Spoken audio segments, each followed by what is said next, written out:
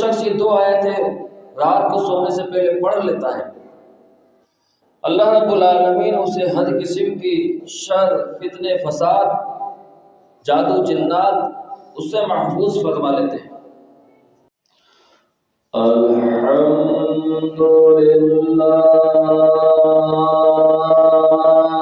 نحمده ونستعينه ونستغفره ونؤمن به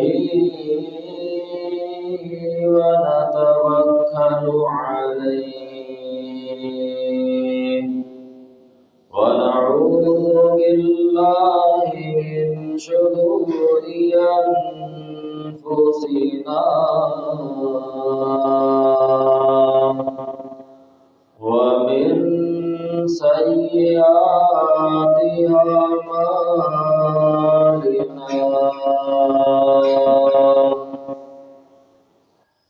من يهده الله فلا مضل له ومن يضلله فلا هادي له، ونشهد أن لا إله إلا الله وحده لا شريك له، ونشهد أن سيدنا ومولانا وهادينا ومرشدنا محمدا عبده ورسوله، أما بعد فإن أحسن الحديث كتاب الله،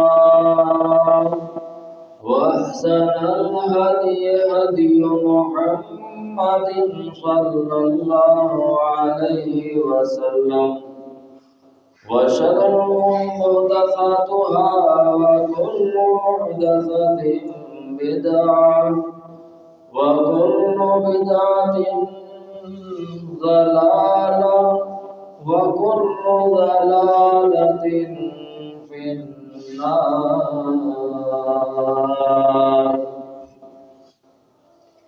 أما بعد فأعوذ بالله من الشيطان الرجيم. بسم الله الرحمن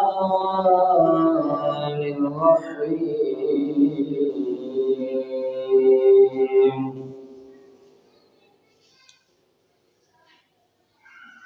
آمن الرسول بما أنزل إليه من ربه والمؤمنون كل آمن بالله وملائكته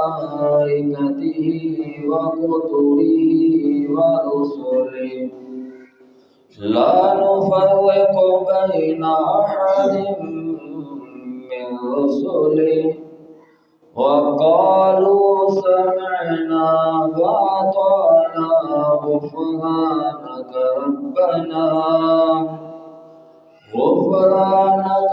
ربنا وإليك المصير. صدق الله مولانا العظيم وصدق رسوله النبي الكريم.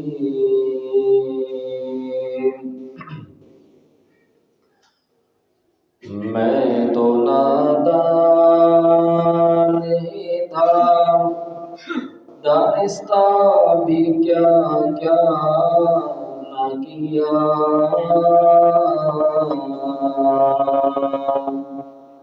میں تو نادان ہی تھا، دانستہ بھی کیا کیا نہ کیا، لاج رکھ لی میرے اللہ نے مجھے رسوا نہ کیا۔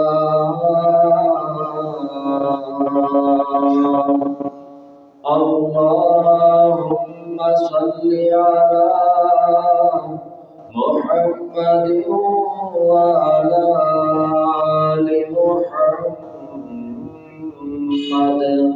وعلى آل محمد وبارك وسلم وصل عليه۔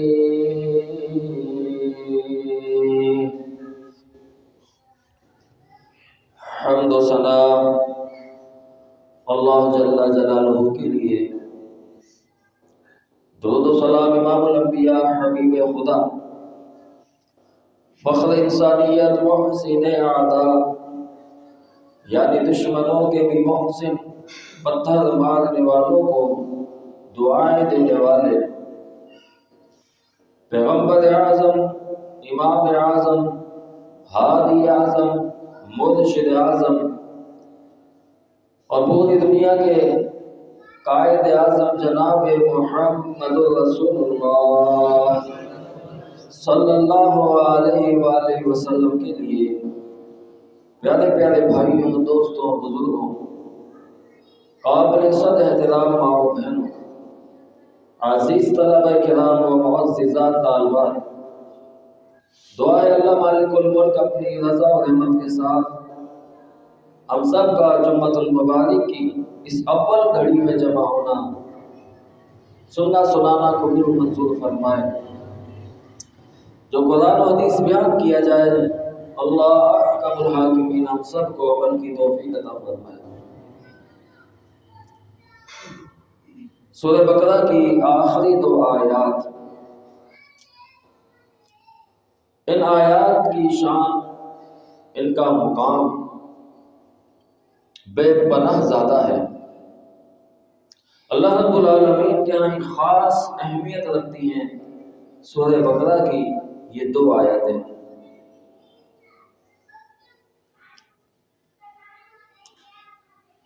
اس کا پڑھنے والا، اس کا مقام بھی اللہ رب العالمین کے یہاں بہت زیادہ بلند ہو جاتا ہے۔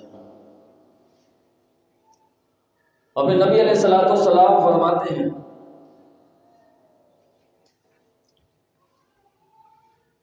کہ جو کوئی شخص رات سونے سے پہلے اس سورہ بقرہ کی 2 آیات تلاوت کر لے، پڑھ لے، تو جناب پیغمبر محمد رسول اللہ صلی اللہ علیہ وسلم نے فرمایا کہ اس کو ہر چیز سے کافی ہو جاتا ہے، ہر چیز سے کافی۔ اور ایک اور روایت کے الفاظ ہیں، فرمایا کہ جو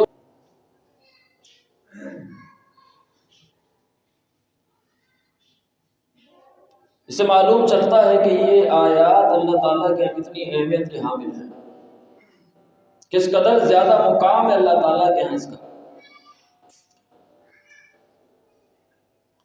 مسلم شریف کی روایت ہے، عبداللہ ابن عباس رضی اللہ تعالیٰ عنہما اس حدیث کے راوی ہیں، فرماتے ہیں کہ جناب محمد رسول اللہ صلی اللہ علیہ وسلم جبریل امین کے ساتھ تشریف فرما تھے۔ آپ علیہ السلام تشریف فرما ہیں اور ساتھ میں جبرائیل امین ہیں۔ جبریل امین نے آسمان کی طرف منہ کیا،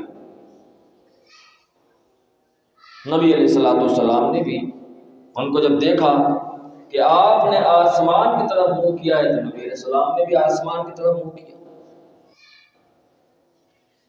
ایک آواز سنائی دی،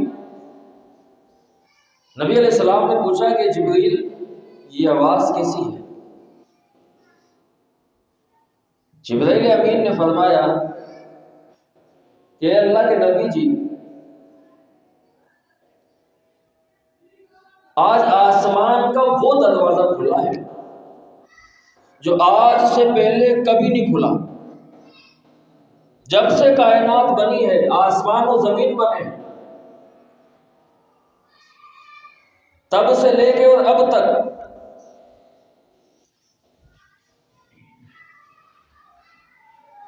وہ دروازہ اللہ رب العالمین نے کھولا ہے آج، کہ جو آج سے پہلے کبھی نہیں کھولا گیا۔ اگلی بات ایک بیان فرمائی، وہ فرمایا کہ آج وہ فرشتہ زمین پہ آ رہا ہے جو آج سے پہلے کبھی نہیں آیا۔ یہ مسلم شریف کی روایت ہے۔ عبداللہ ابن عباس رضی اللہ تعالیٰ عنہ سے حدیث کے راوی ہیں، فرمایا کہ آج سے پہلے وہ فرشتہ کبھی زمین پہ نہیں آیا، آج وہ فرشتہ زمین پہ آ رہا ہے۔ تو اگلی بات ارشاد فرمائی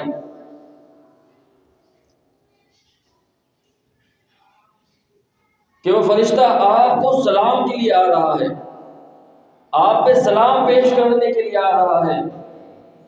فرشتہ آیا، آپ کو سلام کیا اور کہتے ہیں کہ اللہ رب العالمین نے مجھے آپ کی طرف بھیجا ہے، دو نور لے کے، دو نور ایسے نور ہیں کہ آج سے پہلے کسی کو نہیں دیے گئے، وہ آپ کو دی جائے گی۔ کس قدر بلند ہے میرے پیارے پیغمبر علیہ الصلوۃ والسلام کی شان۔ فرمایا دو ایسے نور لے کے اللہ رب العالمین نے مجھے بھیجا ہے کہ آج سے پہلے کسی کو نہیں دیے گئے، وہ آج آپ کو دیے جائیں گے۔ کتنی چیزیں جمع ہو گئی کہ آج سے پہلے وہ دروازہ کبھی نہیں کھولا گیا، آج سے پہلے وہ فرشتہ کبھی زمین پہ نہیں آیا، اور آج سے پہلے آپ سے پہلے کسی کو وہ نور عطا نہیں کیے گئے جو آپ کو دیے جائیں گے۔ اللہ اکبر اللہ۔ نبی علیہ الصلوۃ والسلام نے فرمایا وہ نور کیا ہے؟ فرمایا احدہما، ان میں سے ایک سورۃ الفاتحہ، سورہ فاتحہ ہے، یہ نور ہے، یہ اللہ کا تحفہ ہے۔ اور فرمایا دوسرا نور سورہ بقرہ کی آخری 2 آیتیں ہیں، یہ بھی اللہ رب العالمین کا خاص تحفہ ہے اپنے پیغمبر کے لیے، پیغمبر کی امت کے لیے۔ اس سے بھی اس کی شان، اس کا مقام بہت زیادہ بلند ہو جاتے ہیں۔ اور پھر یہی نہیں، ترمذی شریف کی روایت ہے، سیدنا نعمان بن بشیر رضی اللہ تعالیٰ عنہ حدیث کے راوی،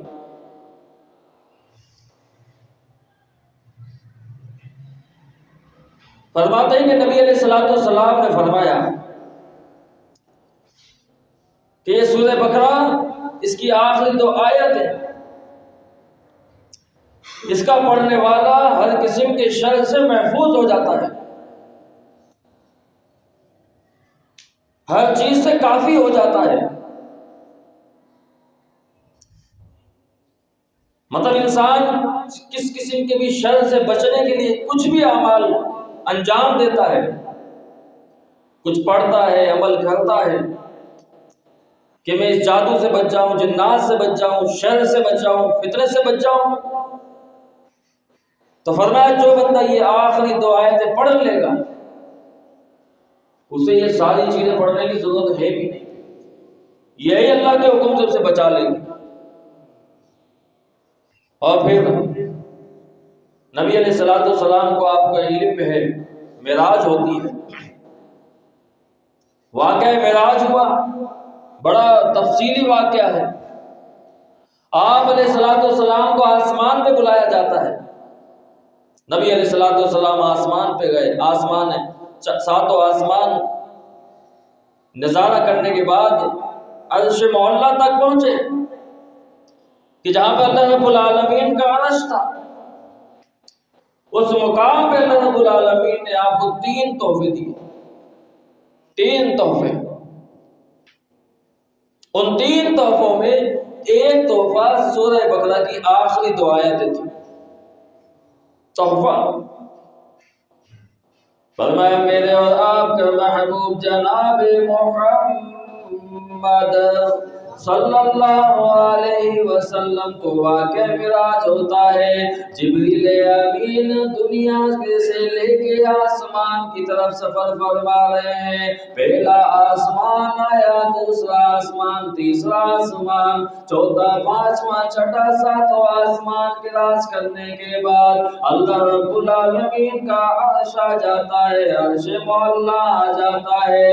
اللہ رب العالمین عرش معلیٰ پر مستوی ہے، اس سے آگے کسی کو جانے کی اجازت نہیں ہے۔ جبریل امین رک جاتے ہیں، فرمایا اللہ کے نبی جی اب اس سے آگے آپ ہی جا سکتے ہیں، اس سے آگے آپ جا سکتے ہیں، آپ تشریف لے جائیے۔ نبی علیہ السلام آگے بڑھتے ہیں، آگے چلے جاتے ہیں، آواز آتی ہے اہلاً و سہلاً مرحبا بک، فرمایا خوش آمدید، آپ کا آنا مبارک ہو۔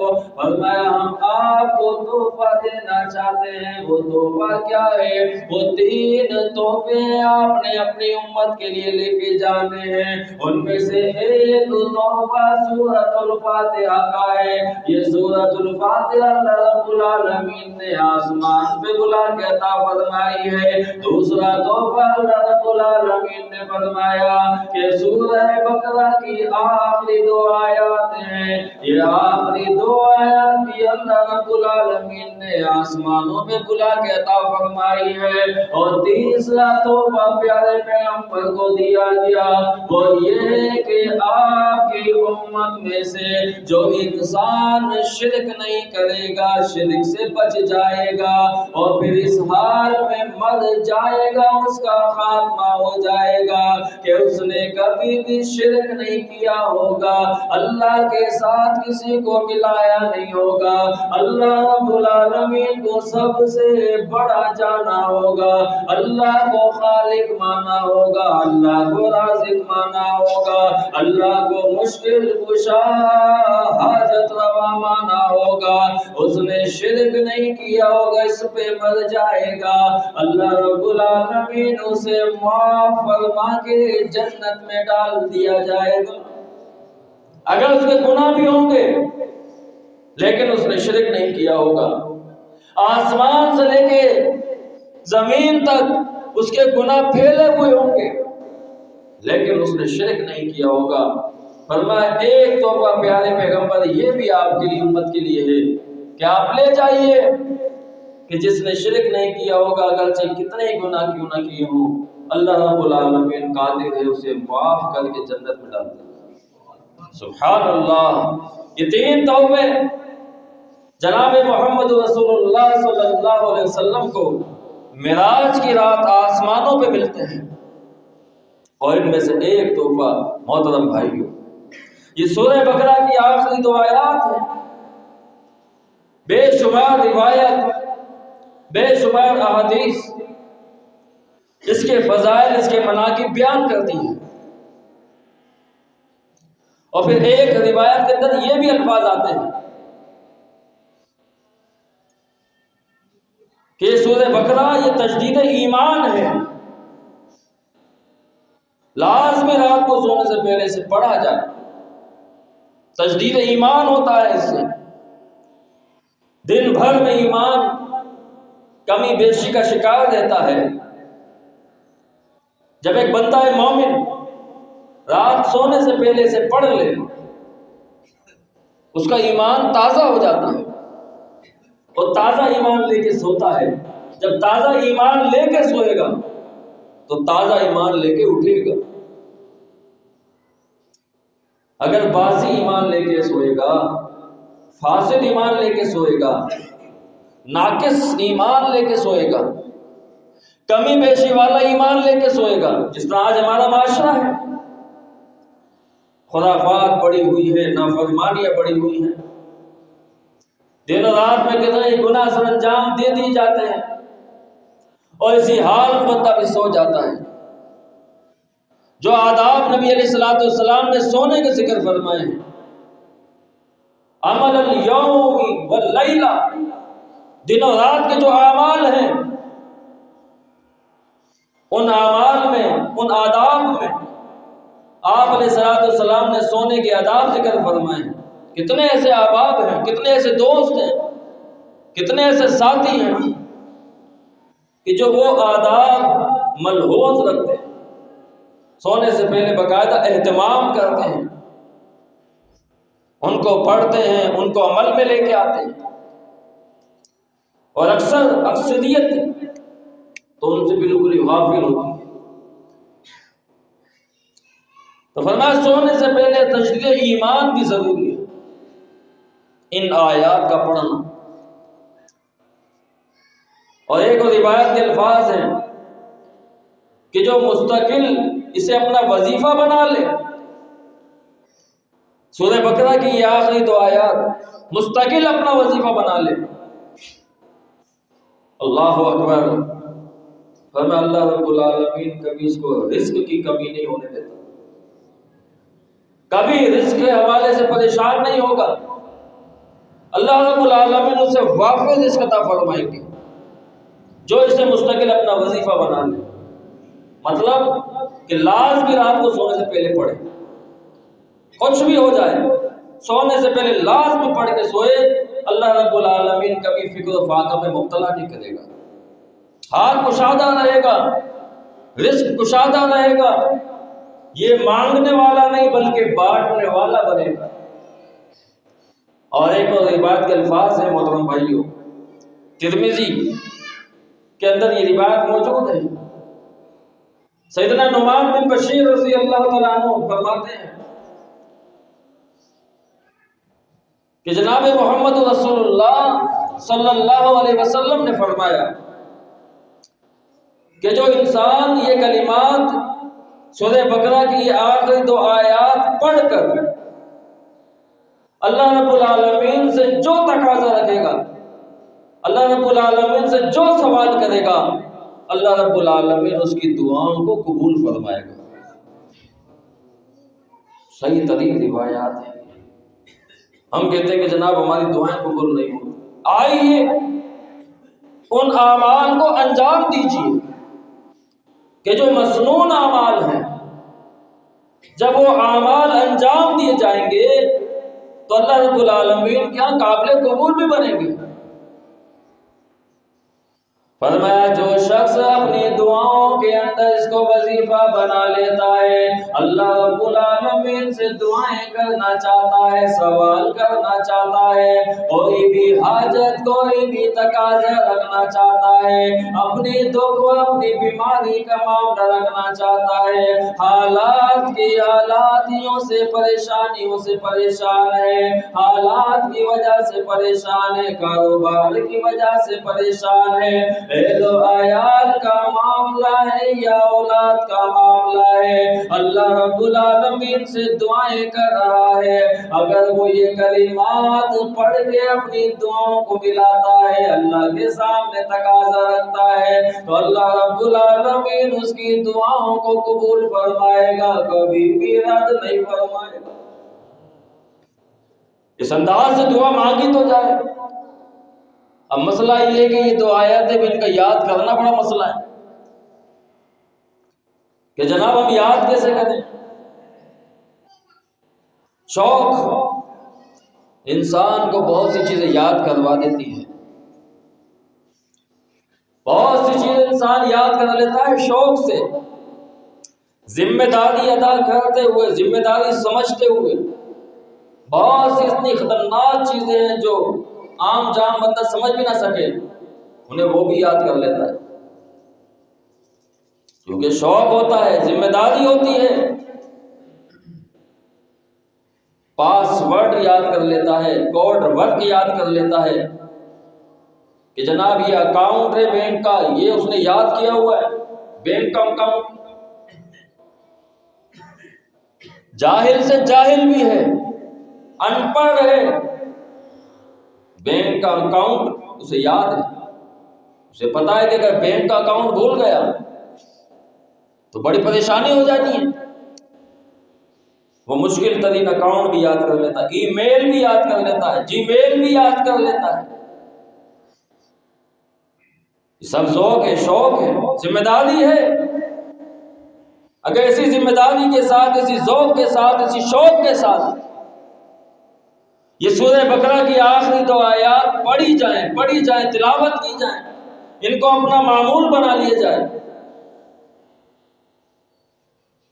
تو آپ دیکھیے گا آپ کو ایک ہفتہ بھی نہیں لگے گا، یہ آیات آپ کو یاد ہو جائیں گی۔ اگر پڑھ نہیں سکتے تو سن سکتے ہیں۔ بچے، چھوٹے بچے، ان کو ہم کتنی ایسی چیزیں صرف سنا کے تو یاد کرواتے ہیں۔ علم حاصل کرنے کے لیے ضروری ہے انسان کا سننا، انسان کا دیکھنا۔ کچھ چیزیں دیکھ کے یاد کرتا ہے، کچھ چیزیں سن کے یاد کرتا ہے، کچھ چیزیں پڑھ کے یاد کرتا ہے۔ ہر چیز کا ایک لیول ہے۔ تو بعض اوقات انسان سن کے بھی چیزیں یاد کر لیتا ہے، ذوق اگر ہے، شوق اگر ہے، وہ چاہتا ہے کہ اللہ رب العالمین کیا وہ بامقام بن جائے، دنیا کے اندر پریشانیوں سے محفوظ ہو جائے، آخرت کے اندر پریشانیوں سے بچ جائے۔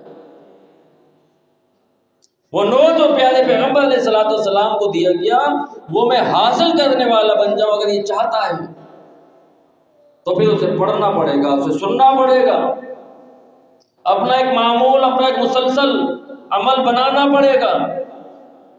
جب وہ اس پہ آئے گا تو یہ آیات محترم بھائی اسے یاد ہو جائیں گی۔ کیا الفاظ اللہ رب العالمین نے ان آیات میں ذکر فرمایا آمن الرسول بما انزل الیہ من ربہ والمؤمنون۔ آئیے تھوڑا اس کا ترجمہ بھی ملاحظہ کر لیا جائے کہ اللہ رب العالمین ان آیات میں کیا بیان فرما رہا ہے۔ فرمایا آمن، ایمان لائے، اللہ جی کون ایمان لائے؟ فرمایا رسول ایمان لائے، رسول ایمان لائے۔ آپ کو اس آیت کے علاوہ قرآن کے اندر کہیں نہیں ملے گا کہ جہاں پر لوگ ایمان لائے، مسلمان ایمان لائے، ایمان والے ایمان لائے، وہاں پہ کہیں یہ ذکر بھی ہو کہ رسول بھی ایمان لائے۔ رسولوں پہ تو ایمان نازل ہوتا ہے،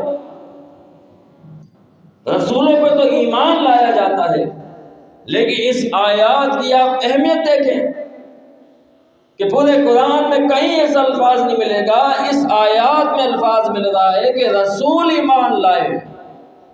اس آیات سے معلوم چلا ہے کہ رسول بھی ایمان لاتے ہیں، رسول بھی ایمان لاتے ہیں۔ جناب کس پہ لاتے ہیں؟ وہ اس وقت کے رسولوں پہ ایمان لے کے آتے ہیں۔ اس وقت اگر وہ خود رسول ہیں تو خود پہ ایمان لانا ضروری ہے، رسالت ضروری ہے۔ اور جتنے بھی اللہ رب العالمین نے پیغمبر بھیجے ہوتے ہیں اس موقع کے اوپر ان تمام پہ وہ بھی ایمان لاتے ہیں۔ جس طرح روایت میں آتا ہے کہ جناب موسیٰ علیہ السلام کے حوالے سے پیارے پیغمبر علیہ السلام نے ارشاد فرمایا کہ اگر موسیٰ علیہ السلام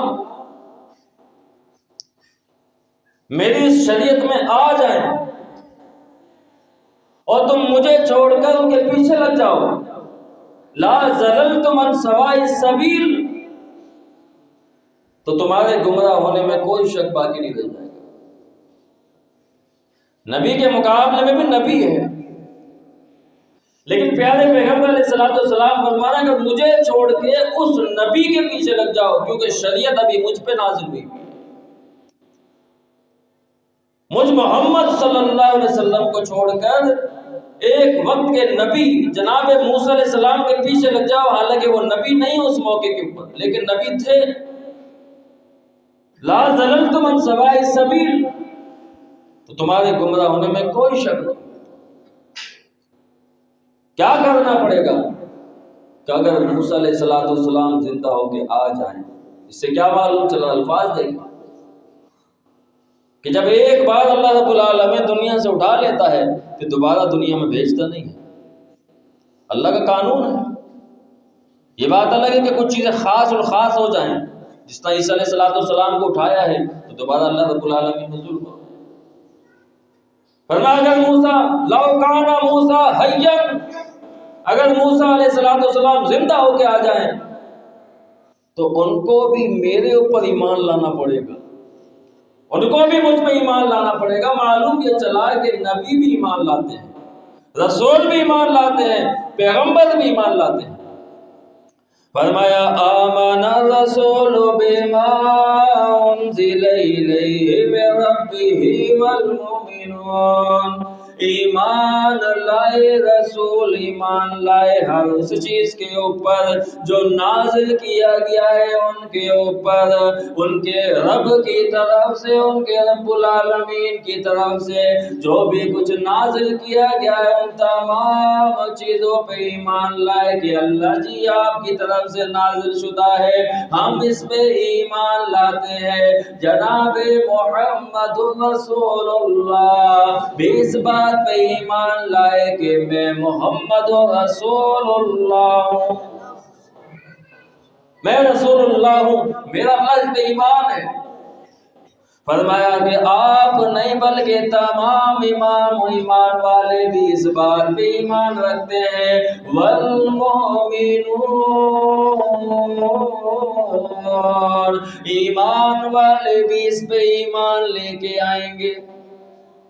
اب دیکھیں ایمان والے تو ہیں، کہ جب ایمان والے ہیں تو پھر ایمان لانے کا مطلب کیا ہے؟ مطلب یہ ہے والمؤمنون کہ ایمان کا دعویٰ کرنے والے، جو ایمان کا دعویٰ کرنے والے ہیں ان کو بھی ان پہ ایمان لانا پڑے گا۔ یہ تجدید ایمان کی آیات ہیں، انہیں پڑھنا بہت ضروری ہے۔ اگر اپنے ایمان کو تازہ اور نیا کرنا چاہتے ہیں، اپنے ایمان کو ریفریش کرنا چاہتے ہیں تو تجدید ایمان ضروری ہے، اور یہ تجدید ایمان رات کو سونے سے پہلے لازمی کیا جائے۔ جو انسان مسلسل مستقل اسے اپنا ایک وظیفہ بناتا ہے اس کا ایمان حشاش و بشاش ہوتا ہے، اس کا عبادتوں میں دل لگے گا، اذکار میں دل لگے گا، صدقہ خیرات میں دل لگے گا، اللہ کے گھر میں دل لگے گا۔ آج ہماری حالت یہ محترم بھائیو، ہم آخر میں آتے ہیں اور جلدی جانے کی کوشش میں لگے ہوتے ہیں۔ آخر میں جائیں گے جب امام صاحب آخری رکعت میں ہوں گے اور سلام پھیر دیں گے، پھر یہ جا وہ جا، کوئی دعا نہیں، کوئی سنت نہیں، کچھ بقیہ نہیں۔ کیوں؟ اس لیے کہ ایمان، تجدید ایمان تو ہوا ہی نہیں ہے۔ تجدید ایمان ہوتا تو ایمان کے ساتھ ساتھ مسجدوں میں دل بھی لگ رہا ہوتا۔ فرمایا وَآمَنَ الرَّسُولُ بِمَا أُنزِلَ إِلَيْهِ مِن رَّبِّهِ وَالْمُؤْمِنُونَ، رسول بھی اس بات پہ ایمان لے کے آئے کہ اللہ کے رسول ہیں، جتنا بھی جو بھی کچھ اللہ رب العالمین نے نازل فرمایا ہے ہر اس چیز پہ ایمان لے کے آتے ہیں۔ ایمان کا دعویٰ کرنے والے بھی اس بات پہ ایمان لے کے آتے ہیں۔ اللہ جی اس کی تھوڑی وضاحت کر دی جائے تاکہ بات آسانی سے سمجھ میں آ جائے۔ فرمایا کلنا آمن باللہ ورسولی، فرمایا کلنا آمن، ہر اس چیز پہ ایمان لائے، باللہ اللہ کے ساتھ، اللہ کے اوپر ایمان لانے کا مطلب یہ ہے اللہ کی الوہیت کو مانا جائے، اللہ کی ربوبیت کو مانا جائے، اللہ کی اسماء و صفات پہ ایمان لایا جائے۔ اللہ کی الوہیت یہ ہے کہ اللہ کے علاوہ کوئی معبود نہیں ہے، اللہ کی ربوبیت یہ ہے کہ اللہ کے علاوہ مشکل کشا کوئی نہیں ہے، رزق بڑھانے والا کوئی نہیں ہے، پریشانی سے چھٹکارا دلانے والا کوئی نہیں ہے۔ اسماء الحسنی پہ ایمان لانے کا مقصد کہ اللہ جتنی بھی آپ کی صفات جمیلہ ہے، اوصاف جمیلہ ہے، ان تمام کے آپ حامل ہیں، جیسے آپ حامل ہیں کائنات میں ایسا کوئی حامل نہیں ہے۔ اللہ تیری کوئی مثال نہیں ہے، جیسے آپ ہیں ایسا کوئی نہیں ہے، جو آپ دینے والے ہیں ایسا دینے والا کوئی نہیں، جو آپ مشکل ٹالنے والے ہیں ایسی مشکل ٹالنے والا کوئی نہیں۔ آج لوگوں نے بڑے بڑے عقیدے بنائے ہوئے ہیں۔ فرمایا باللہ، اللہ پہ ایمان لائے، وملائکتہ، اللہ جتنے بھی آپ کے فرشتے ہیں، اللہ کچھ نئے فرشتے ہیں، پرانے فرشتے ہیں، پہلے کے فرشتے ہیں، بعد کے فرشتے، اللہ تیرے علم میں ہے، ہم نہیں جانتے۔ جتنے بھی اللہ کے فرشتے ہیں ہم تمام فرشتوں پہ ایمان لاتے ہیں۔ وَكُتُبِهِ، اللہ جو آپ نے کتابیں نازل فرمائے، اللہ جو آپ نے صحیفے نازل فرمائے، اللہ جو آپ نے رسائل نازل فرمائے۔ جناب ابراہیم علیہ السلام پہ صحیفہ نازل ہوا، جناب موسیٰ علیہ السلام پہ صحائف نازل ہوتے ہیں، ابراہیم علیہ السلام پہ رسائل نازل ہوتے ہیں۔ ایسے ہی آسمانی کتابوں کا نزول ہوتا ہے۔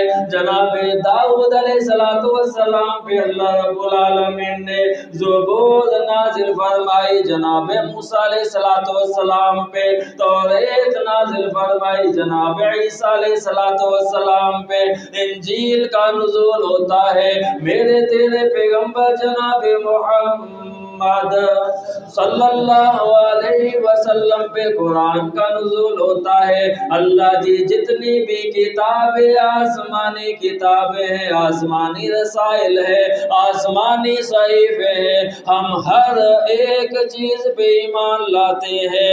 وَرُسُلِهِ، اور جتنے بھی تیرے رسول ہیں ہم تمام پہ ایمان لاتے ہیں۔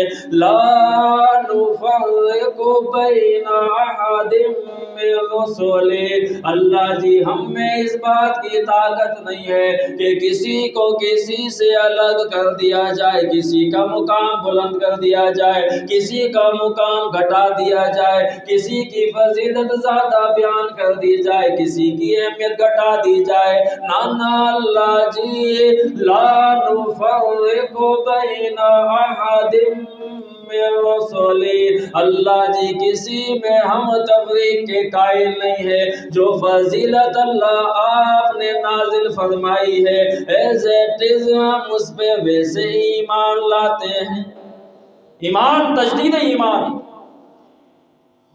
لیکن اس سے پہلے آپ جا کے دیکھیے، اس وقت تفریق تھی،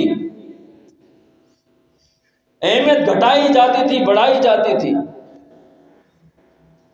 اور عیسائیوں کو لے لیجیے، انہوں نے جناب عیسیٰ علیہ السلام کا مقام اتنا بڑھایا، اتنا بڑھایا، اتنا بڑھایا، بڑھاتے بڑھاتے بڑھاتے بڑھاتے وہ اس درجے پہ پہنچ گئے کہ جناب عیسیٰ علیہ السلام کو اللہ کا معاذ اللہ بیٹا قرار دے دیا۔ کہا بس یہ اللہ کے بیٹے ہیں، اب اس سے بڑی کوئی فضیلت نہیں۔ اللہ اکبر اللہ، کتنی بڑی توہین، کتنی بڑی گستاخی ہے رب العالمین کی، کہ جو احد ہے، واحد ہے، اکیلا ہے، تنہا ہے، ہمیشہ سے ہمیشہ رہنے والا ہے، نہ اس نے کسی کو جنا ہے نہ وہ جنا گیا ہے، اس کے لیے تم بیٹا بناتے ہو۔ جس طرح یہودیوں نے جناب عزیر علیہ السلام کو اللہ کا بیٹا قرار دے دیا، کہا اچھا عیسائی مانتے ہیں، کہا ہم بھی مانتے ہیں کہ لو جی صرف ایک بیٹا نہیں تھا بلکہ یہ عزیر بھی اللہ کا بیٹا ہے۔ استغفر اللہ۔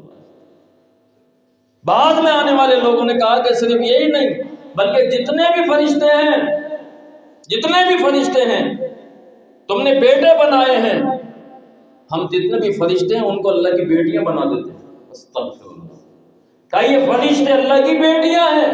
استغفر اللہ۔ تو لوگوں نے تفریق کے ساتھ اللہ کو مانا ہے، اللہ کے فرشتوں کو تفریق کے ساتھ مانا ہے، اللہ کی کتابوں کو تفریق کے ساتھ مانا ہے۔ لیکن ایمان والے کسی میں تفریق نہیں کرتے ہو۔ یہی وجہ ہے کہ جناب محمد رسول اللہ اور ان کو ماننے والے مسلمان ایمان والے، آپ کی امت تمام انبیاء کا اہمیت، تمام انبیاء کی فضیلت بیان کرتی ہے۔ یہی منبر و محراب سے جہاں پہ اللہ کا مقام، اللہ کے حبیب کا مقام بیان کیا جاتا ہے، وہاں پہ سابقہ انبیاؤں کے بھی مقام بیان کیے جاتے ہیں، سابقہ کتابوں کی بھی اہمیتیں بیان کی جاتی ہیں، سابقہ قوموں کے بھی فضائل و مناقب بیان کیے جاتے ہیں. یہ اور کسی چیز میں نہیں ہے. آپ عیسائیوں کو جا کے دیکھیں، وہ اپنے اندر لگے ہوئے ہیں. یہودیوں کو دیکھیں، اپنے اندر لگے ہوئے ہیں. مشرکین ہیں تو وہ اپنے اندر لگے ہوئے ہیں. لیکن اہل توحید کے منبر و محراب، العلماء ورثۃ الانبیاء، وہاں سے اللہ کی توحید کے ساتھ، رسولوں کی رسالت کے ساتھ، سابقہ امتوں کے واقعات کے ساتھ، ہر ایک کے فضائل اور ہر ایک کے مناقب الحمدللہ قرآن اور حدیث کے مطابق بیان کیے جاتے ہیں. لا نفرق بین احد من رسلی، اللہ ہم کسی میں تفریق نہیں کرتے. اور کیا کہتے ہیں؟ کہتے ہیں وَقَالُوا سَمِعْنَا وَأَطَعْنَا. اللہ جی جو بھی کچھ ہم نے تیری طرف سے سنا، تیرے حبیب نے سنایا ہے، ہم ہر اس چیز پہ ایمان لاتے ہیں، اور ایمان ہی نہیں لاتے بلکہ عمل کر کے دکھاتے ہیں. دکھایا، عمل کر کے دکھایا، اپنی جانیں پیش کر دی، اپنے مال پیش کر دی. یہاں پہ نبی کا اشارہ ہوتا تھا، وہاں پہ صحابہ کرام اپنے نذرانے پیش کر دیا کرتے، جانیں دے رہے ہیں، اپنی اولادوں کو دے رہے ہیں.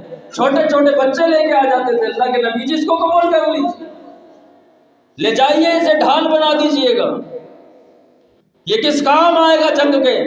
کہا لڑے گا نہیں، دفاع نہیں کر سکتا، کم از کم آپ کی طرف جو حملہ ہو تو اسی کو آگے کر دیجیے. اتنا مانا. اور آج ہم ہیں کہ ہم اس سے پیچھے ہٹتے چلے جا رہے ہیں. لیکن عیسائیوں نے کیا کہا تھا؟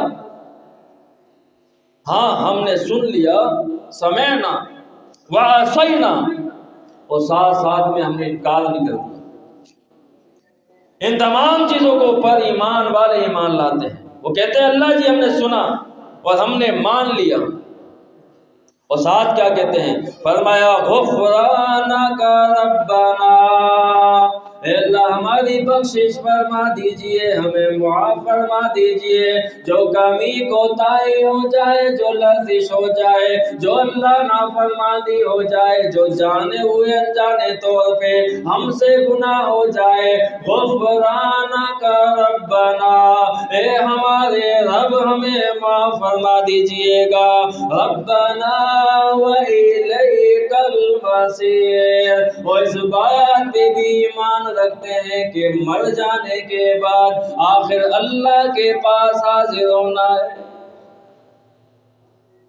اگر یہ خوف دل میں آ جائے تو محترم بھائیو معاشرہ سدھر جائے گا، کہ انسان سمجھ جائے کہ میں نے مر کے رب کے سامنے کھڑا ہونا ہے، اس رب جلیل کے سامنے کھڑا ہونا ہے. وہ جہاں پر حساب کتاب دینا ہے، یہاں پہ جو کالا کیا ہے، سفید کیا ہے، نیلا کیا ہے، حق مارا ہے، چوری کی ہے، ڈکیتی کی ہے، زنا کیا ہے، شراب کی ہے، جوا کیا ہے، جو بھی کچھ نافرمانی ہے، میں نے رب کے سامنے کھڑا ہونا ہے. وہ مجھ سے حساب کتاب کرے گا، پوچھے گا میں وہاں پہ کیا پیش کروں گا. اگر یہ کانسیپٹ واضح ہو جائے تو محترم بھائی آج ہمارا معاشرہ سدھر جائے. آج مسجد ویران نظر نہ آئے، ہوٹل آباد نظر نہ آئے، بازار آباد نظر نہ آئے، گلیاں محلے آباد نظر نہ آئے، اللہ کے گھر آباد نظر آئے، اللہ والے جو ہے وہ آگے سے آگے بڑھ کے جو ہے وہ خدمت کرتے ہوئے نظر آئے. یہی محترم بھائی تجدید ایمان ہے. اللہ رب العالمین سے دعا ہے اللہ تعالیٰ ہمیں سمجھ کی عمل کی توفیق عطا فرمائے. اقول قولی ھذا استغفر اللہ لی ولکم ولسائر المسلمین.